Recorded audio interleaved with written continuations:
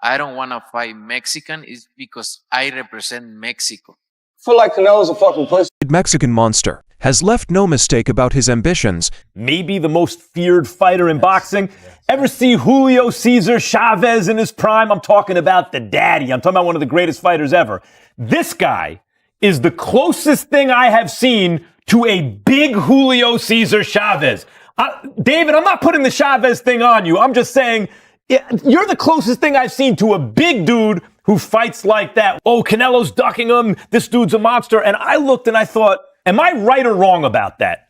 No, you're definitely right. You know, you're looking at a man that's not going to let anything outside the ring, you know, mess with his game. But like I said, at the end of the day, I'm not scared of nothing. You know, I accept and I invite war. You know, so if that's what the people of Riyadh, Saudi Arabia want to see, well, let's give it to them. I think everybody is starting to see that I'm fearless, I'm relentless, and I'll fight anybody to get my respect in the ring. David Benavidez, the undefeated Mexican beast, has made no secret about his ambitions. And he was talking about how he didn't want to give David Benavidez the fight because he was being disrespectful. When you look at the history of Canelo, all the fighters that was disrespectful, calling them out, and he fought all of them. But I just think from a Mexican standpoint, one being extra disrespectful towards the other, he took the sport out of it, and he just felt as if he wasn't going to give Benavidez the payday that he wanted. After watching Canelo Alvarez fall to Terence Crawford, he turned bold and unfiltered, not only demanding a fight, but outright accusing Canelo of being afraid. For years, one name has haunted Canelo Alvarez, a challenge he has constantly refused. I predicted Crawford by unanimous decision. He got that. And I just thought Crawford was too fast for Canelo. Too many combinations. Canelo doesn't jab anymore. He looked for one shot now. You know, I mean, the end is there for Canelo. Benavidez is ready to finally settle the score and reclaim his crown. Following a crushing defeat to Terence Crawford, that looming shadow is impossible to ignore. Just weeks ago, the boxing world shook. Terence Crawford, the undisputed welterweight king, moved up in weight and delivered a masterclass that made Canelo Alvarez look mortal. It wasn't just a loss. It was a commanding display that stripped away part of the Mexican superstar's aura. Even veteran trainers like Ronnie Shield hinted that Canelo's best days may already be behind him. First of all, I just want to give Terence Crawford a great congratulations. You know, he's reached a part in history that only so many fighters get to even accomplish in boxing. You know, he's one of the greatest of all time. There's nothing, you can't take that away from him. Terence Crawford should be on the Mount Rushmore in boxing because not only did he go up 3 weight classes, he beat one of the best fighters of this generation. I don't remember any time in history where anybody has come up from 147 pounds and won the super middleweight championship. Not only just won, but the undisputed. He's won every single title. So, you know, man, that man, not only is he a great fighter, but you could tell in that fight by seeing this combination right now how much of a dog he is. You know what I mean? I think a lot of fighters could take a lot of notes from Terence Crawford, not only physically, but as take notes in the heart aspect. And I give it all up to Terence Crawford. You know, he's one of the greatest of all time. And, you know, we salute Terence Crawford. Too many combinations. Canelo doesn't use the jab anymore. He hunts for one shot now. You know, the end feels near for Canelo. While Oscar de la Hoya gave a sharp breakdown of where things went wrong, this wasn't just another fight. It was the kind of night that opened the door to a long-awaited challenge. In an exclusive talk with Inside the Ring, David Benavidez acknowledged Crawford's historic achievement. He praised Crawford, realizing he had done what almost no fighter ever could. Benavidez insisted Crawford deserves a place on boxing's Mount Rushmore for leaping 3 weight classes and seizing the undisputed super middleweight crown. He added, not only is he a great fighter, but in that fight you saw the dog in him, hinting that others could learn from Crawford's unshakable heart. I got 3 WBC belts right here. I'm the best in the division. If they want to give me an opportunity now or later, I'm gonna keep winning. You know, like I said, I'm gonna be the greatest in my generation by the time I'm done, and my job is not complete until I make that happen. For Canelo and everybody else, it just shows everybody I'm not f***ing around. I'm here to stay. I just look at the facts. You know, the people want to see this fight more than Carlos Adames and Charlo. You know, that's why that fight hasn't happened. But for me and Canelo, we have motion. You know what I mean? I've been winning the fights I'm supposed to win in fantastic fashion. He has nobody else to fight. You know what I mean? So if they want to give it to me now, later, whenever, I'm not going nowhere. Long before Crawford's crushing blow, David Benavidez had been relentlessly chasing Canelo, a ghost haunting the super middleweight division. I don't really like to bash somebody because at the end of the day, I give respect to Canelo. He's a great fighter. Yeah. He's one of the best Mexican fighters of all time. But wanting to fight him, David, is not bashing him. Yeah. That's not bashing him. But that's what I'm saying. They spin the narrative on Instagram. Right. If I say something, they say this or that. But I only want what I earned. Right. And I'm entitled to it. From what the WBC told me, they say you win the title limiter, we'll give you a title shot. You win the WBC interim title, we'll give you a title shot. I've been in this position for 3 years. So just because Canelo, he could do what he wants, as he says, right. He's not going to fight the top competition. And he's holding all those belts hostage, bro. And it's not like you got other great fighters too. You got me and David Morrell's there. Yeah. How is it fair that these sanctioning bodies let him pick and choose who he wants to fight? And then the Canelo fans too that be talking shit, bro. Like, do you guys not want to see the best fights? Right. Like, I don't understand. I'm just trying to make the best fights happen. And that's it. At the end of the day, I just want to give the fans what they want to see. For years, Benavidez, a two-time WBC champion with a punishing record of 30 victories, 0 defeats, and 25 knockouts, carried the interim crown, standing as a direct threat to Canelo's unmatched reign. I'm not scared of nobody. I've heard everybody that's been in front of me, and Canelo's no different. And I will hurt him too, and I'll take all his belts. It's crazy that he asked for 150 million or 200 million to fight me, but he still has the nerve to say that I don't bring nothing to the table. So if I didn't bring nothing to the table, why are you asking for more money than you won in your whole career if I don't mean anything? Maybe after he gets that money, he could buy himself a pair of balls. What I wanted to tell you guys too, I mean, this guy, he's making the most money out of everybody. He's charging you guys so much for the pay-per-views. It's like he's spitting in your guys' face, saying that he doesn't give a f what you guys want. He's not going to give you the best fights. He's going to fight the fights that he wants. In my opinion, that's a little bit disrespectful to the fans, but he has cult-like fans that, you know, they don't tell him shit and they're happy with whatever he does. But at the end of the day, if you hold all the titles, you got to fight the best in the division.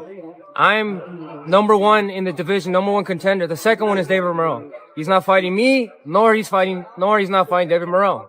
So it makes no sense. How is he going to call himself the champion and have all these belts if he doesn't fight the #1 or the #2 guys? He's asking $200 million.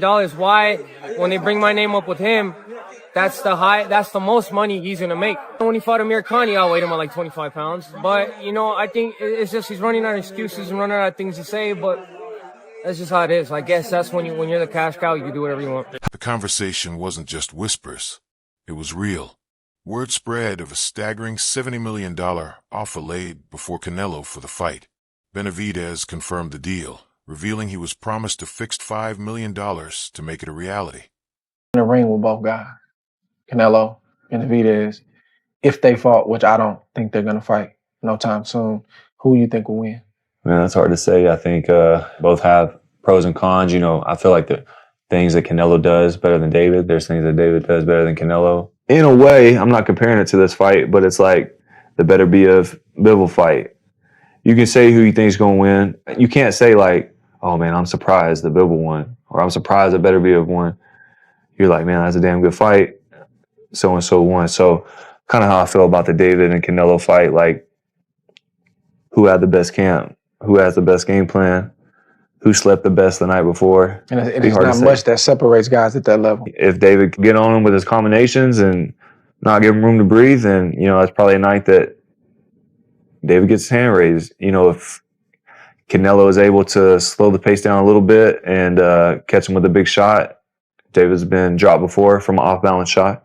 He wasn't really hurt, but, you know, would you be surprised if Canelo stopped him? You know, no. So it's hard to say. Yet when Benavidez agreed, the phone went silent. No reply, no deal, just an echoing stillness. This wasn't noise from some untested challenger. Benavidez earned his right by walking through fire. His last 2 defining performances sealed that claim. First, he brutalized and overwhelmed Caleb Plant in a heated grudge war. Then he utterly dismantled the once undefeated and highly skilled Demetrius, forcing his own camp to throw in the towel. You're looking at the one that's going to chase all of them. Like, these guys are monsters, but this is the monsters world. He reflected on his journey and declared, "Since I was 3 years old, I've carried one dream, and one dream only, to become the greatest boxer of all time, and that's exactly what we will achieve. This vision, he explained, drives him to chase the sport's biggest names. If Canelo was 100% confident in himself, I don't know why he wouldn't fight me, especially since, seeing that everybody in his team is on steroids, which means including him, so he never got off You the think steroids. he's on steroids? Of course. For How sure. does five You saw De La Hoya call him out. how do five people out of your camp get tested positive for steroids? Right. You know what I mean? No, all those fucking dudes in that camp are dirty. Call for David Benavidez once this fight is done. Is that a fight that you can see happening before the end of your career? Look, I never say no to anything. We'll see later. But I'm focused 100% on this fight. Is there a possibility, or you just go one at a time and you also speak with your team? Yeah, I go one at a time, but it's a possibility. Always. Right. But I've been in this position my whole life. One was that was in Toronto in 2012, 11. Then Mayweather, then Lara, then Cotto, then Callum Smith, then Golovkin, and then if I beat Benavidez, it's gonna be other guy there they want me to fight. Right. I've been in this position my whole life, but is that time when that fight they ask, I give it to them. Mm-hmm. But right now in this position I am, now is the time I need to ask. Right? If the money is right, And what followed next would only deepen the suspense. The way I've seen him handle my presence is he's definitely scared of me. If you have a fighter talking so much trash in front of you, why don't you make an example of him to the world? Beat me in the ring and make a whole lot of money. But Canelo Alvarez, as you can see from every time he fights a guy that's big with power, like Bivol, you know what I mean? And he's not able to suppress these fighters as much as he's able to suppress the little fighters. You know what I mean? So he sees a lot of things in me that he can't stop. Not only does he see speed, does he see power, but he sees a lot of heart in me. You know what I mean? At the end of the day, I'm going in there and I want to prove myself to the world that I'm the greatest fighter. And it doesn't matter. It doesn't scare me to get in there with another great fighter because I know that elevates me and who I am as a competitor. Right. But I've been here my whole life. First it was Trout back in 2012, then Mayweather, then Lara, then Cotto, then Khan, then Golovkin, and if I take down Benavidez, there will just be another name waiting. I've always been in this place, but when the fight was asked for, I gave it to them. Now, standing where I am, this is the moment I must ask if I'll take it. Canelo's silence only fueled Benavidez's fire, sparking a string of sharp outbursts. In that same inside-the-ring interview, when asked how Canelo reacted to his rise, Benavidez cut straight to the point. He's definitely scared of me. He questioned the logic. If a man talks trash in front of you, why not set an example for the world? Beat me in the ring and cash in? Benavidez doubled down, pointing to Canelo's struggles against heavy hitters like Bivol.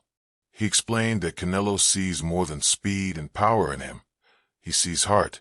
Something he can't overcome. He stressed his own fearlessness.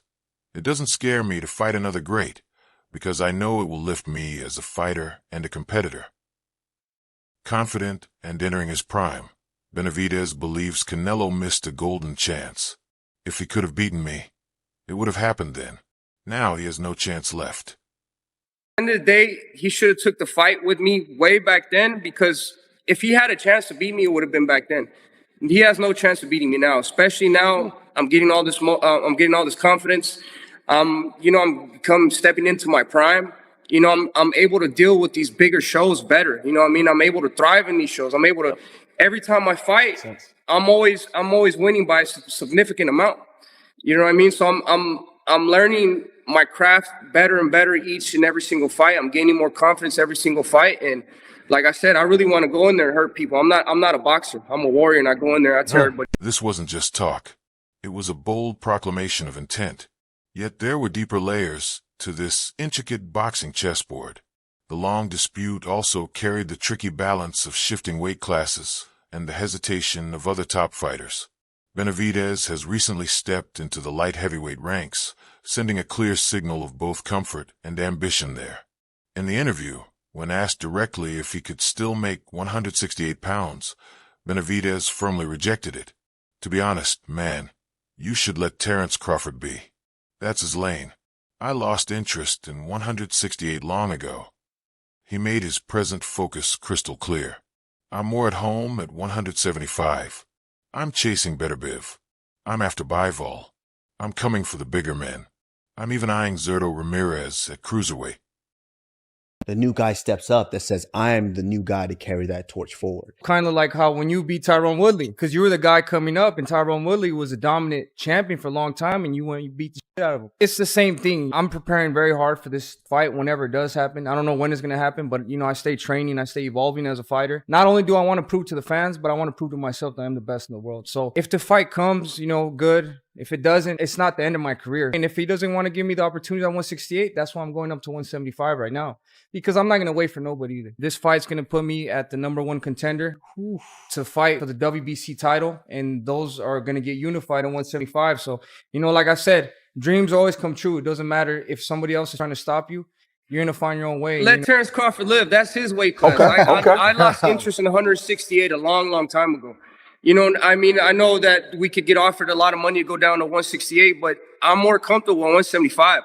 I'm chasing Beterbiev. I'm chasing Bivol. I'm chasing these other bigger. I'm chasing Zurdo Ramirez at cruiserweight. You know what I mean? So I've been at 168, but I have no interest in going down. This shift disrupted the Canelo storyline, hinting that Benavidez may soon outgrow the very division where Canelo holds every belt.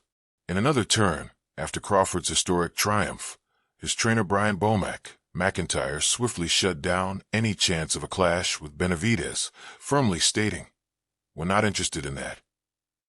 The move left Canelo in a rare position, with fewer excuses to sidestep the one showdown the entire boxing world is waiting to see. Not that important to me to watch Canelo get beat like a rag doll over the ring. It's not that important to me, bro. And that's what's going to happen if you fight David Benavidez. So the only reason that we really interest you is that you have to see that. I don't care to see Canelo get beat up like that. It doesn't really... I'm not saying he gets beat up, but I think he gets hammered. Okay, but look, regardless. So if David Benavidez wins the fight, that's my point. I think David's going to be the next star, and Canelo has to do what great Mexican legends do. They fight the next guy. They all do that. I want that. I think that's important for the legacy of the sport, for the legacy of the Mexican. That's the problem. Why do we have to care more than Canelo, though? But Canelo, what Canelo does care about? The green. The green, obviously. 150, 200 million, he cares. In life, there's everything 200 is about million, that now. There's 200 million thoughts about caring for that fight now. So, okay, listen, we make that fight. However we make that fight happen, I think it's important for that fight to happen. I really do. I think David Benavidez has that star quality to be the next face of boxing. And beating Canelo, I think, really matters. But Canelo still had options, or so it seemed. He now stands at a turning point in his storied career. With Crawford's defeat still lingering, a rematch has been officially dismissed, clearing space on his schedule. 2 fights remain on his contract, and speculation about his next step runs wild. Many experts see Benavidez as the undeniable, logical choice, a fresh and dangerous challenger who has truly earned his shot. Yeah, you fight, but you avoid the monster. You understand me? That's going to tank the rest of his career if he keep trying to fight. Well, it's tough to say because he's made enough money that he can retire. He really has nothing else to prove. We saw him go up. He did but he tested himself all the way up as far as he could go. He won the light heavyweight title, then he lost to Bivol. So that shows that the light heavyweight was his ceiling. And that's good enough. Really, right now, he got nothing else to prove. Of course, if you keep fighting, people going to demand you fight the monster because both you guys are Mexican. But to me, you probably shouldn't do that. You understand me? It's probably not a good fight for you at this point, for real, especially coming off a loss to Terence Crawford. It's just, to me, I don't see the hunger there to really beat the monster. You understand me? And that's what my problem was already. I didn't think it was a good fight for him because I don't think the hunger is there. Terence Crawford just showed us that the hunger is really not there anymore like that. You understand me? So you have to be extraordinarily hungry to go out there and beat the monster because you got to put pressure on him from round 1 to round 12 or it's not going to work. And if you're not hungry, you're not going to do that. Same thing he would have had to do to Terence Crawford. You had to put pressure on him from round 1 to round, I'm talking about solid pressure, no space between them. He had to be in his chest for 12 rounds, but he ain't hungry enough to really do that. So if you're not hungry enough to do that, don't go waste your time. Just call it a day because everybody gonna want to see you fight the monster. I don't know if they're gonna be cool with you fight anybody else, but they're gonna keep pushing the monster narrative at you. You feel me? Now, if he wants to have a few more fights for himself, that's cool, but then he gonna get so it's gonna get very tainted with the fact they're gonna say, yeah, you fighting, but you're avoiding the monster. You understand me? That's gonna taint the rest of his career if he keep trying to fight. So it's better for him to just call it. Still, there remains the chance that Canelo opts for a safer path, guarding his record and stretching his reign against softer opposition. The boxing world now holds its breath, wondering if Canelo will at last embrace the challenge or once again choose the easy escape. Yet there's now a powerful new figure shaping these risky choices. Turki Alashik, the influential chairman of Saudi Arabia's General Entertainment Authority, is rapidly transforming boxing with limitless financial muscle. Alashik holds immense sway, and he hasn't hesitated to tease colossal fights. In a shocking post, he even floated a super middleweight showdown between Terence Crawford and David Benavidez, an electrifying scenario that could completely bypass Canelo. Saudi Arabia's drive for mega events adds a new layer of intrigue, with financial stakes rising higher than ever. That's all for today's video. If you enjoyed it, be sure to like, subscribe, and hit the bell icon so you never miss what's next. Drop your thoughts in the comments below. Stay tuned. We'll see you in the next one.